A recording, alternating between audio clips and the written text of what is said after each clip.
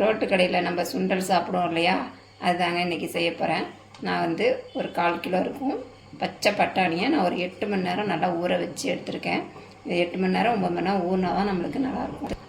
2 வெங்காயம், 2 தக்காளி, 2 பச்சை மிளகாய், அரை துண்டு இஞ்சி, ஒரு 5 பல் பூண்டு, இதை மட்டும்தான் நம்ம அரைக்க போகிறோம்.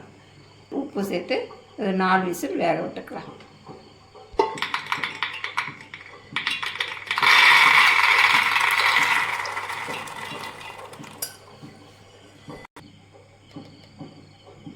ஒரு அரை ஸ்பூன் அளவு மஞ்சள்தூள் சேர்த்துக்கலாம். இந்த சுண்டலுக்கு மட்டும் நம்ம உப்பு சேர்த்துக்கலாம்.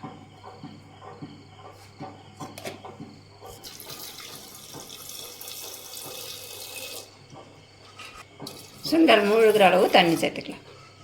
பாருங்கள், அதை வச்சு இது ஒரு 4 விசில் விட்டு வேக வச்சுக்கலாம். பூண்டு,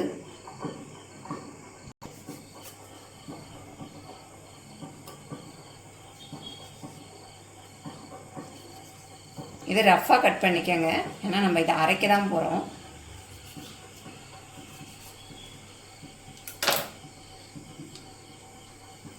இதெல்லாம் இதுக்குள்ளே சேர்த்துக்கலாம்.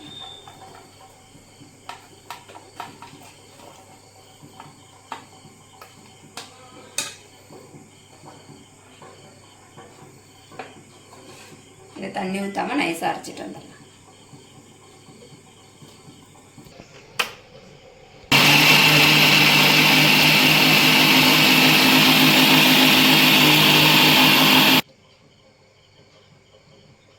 கேரட்டை துருவிக்கலாம்.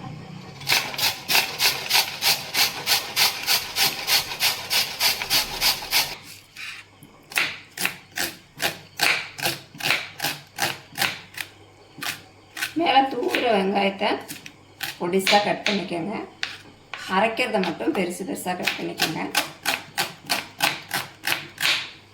இந்த சுண்டல் மேலே போட்டு சாப்பிடுவோம் இல்லையா, அதுக்கு எவ்வளோ நைஸாக கட் பண்ணணுமோ அவ்வளோ நைஸாக கட் பண்ணிக்கோங்க.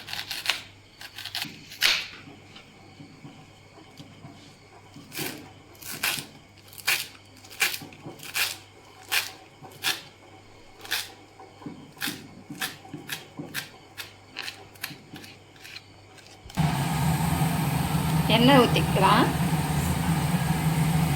தேவையான அளவு எண்ணெய். இப்போ நம்ம அரைச்சோம் இல்லையா, வெங்காயம், தக்காளி, இஞ்சி, பூண்டு, இதெல்லாம் இதில் சேர்க்கலாம்.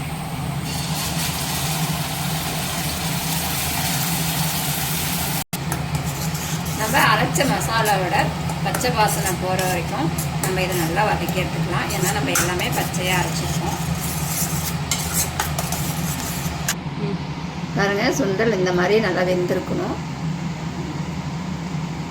நல்லா வெந்துருச்சு. இதை வச்சு லைட்டாக மசிச்சுக்கலாம்.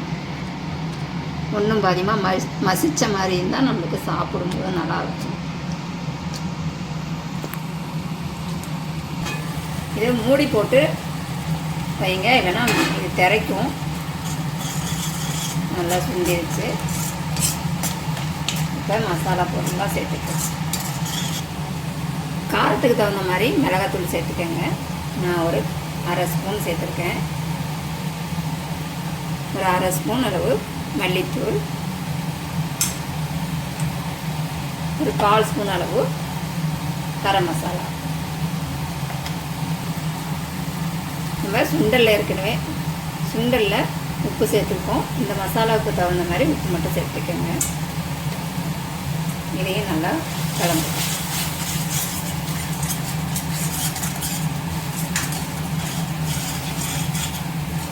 தண்ணி சேர்த்துக்கலாம்.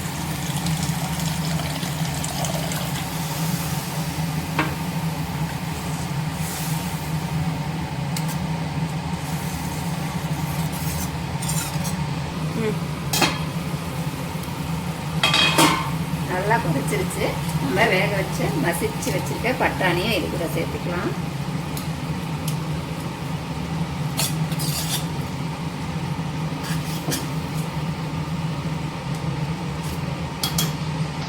நான் கலருக்காக காஷ்மீரி சில்லி சேர்த்துருக்கேங்க.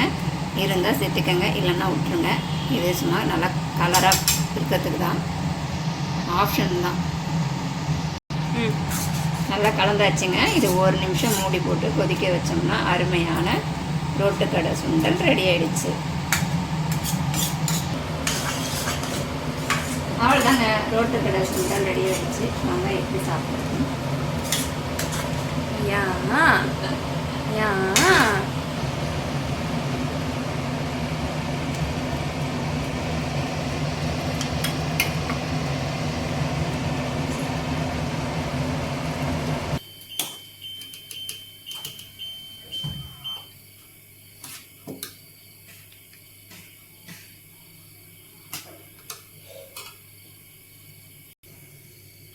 கேரட் போட்டுக்கலாம். நம்ம துருவி வச்சோம் இல்லையா கேரட்டு, அதை இது கூட சேர்த்துக்கலாம். அதுக்கு மேலே ஆனியன்,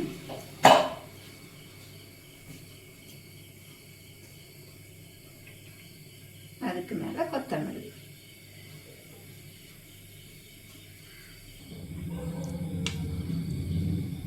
நீங்கள் இது மேலே ஓமப்பொடி இருந்தால் தூவிக்கலாங்க, போட்டுக்கலாம், நல்லாயிருக்கும். என்கிட்ட இல்லை, அதனால் நான் விட்டுட்டேன். அவ்வளோதான், அருமையான ரோட்டுக்கடை சுண்டல் ரெடி ஆகிடுச்சு. நீங்களும் இதேமாரி உங்கள் வீட்டில் ட்ரை பண்ணி பாருங்கள். வீடியோ பிடிச்சிருந்தா லைக் பண்ணுங்கள், ஷேர் பண்ணுங்கள், கமெண்ட் பண்ணுங்கள், மறக்காமல் சப்ஸ்கிரைப் பண்ணுங்கள். இன்னொரு வீடியோவில் சந்திப்போம். டாடா பாய்.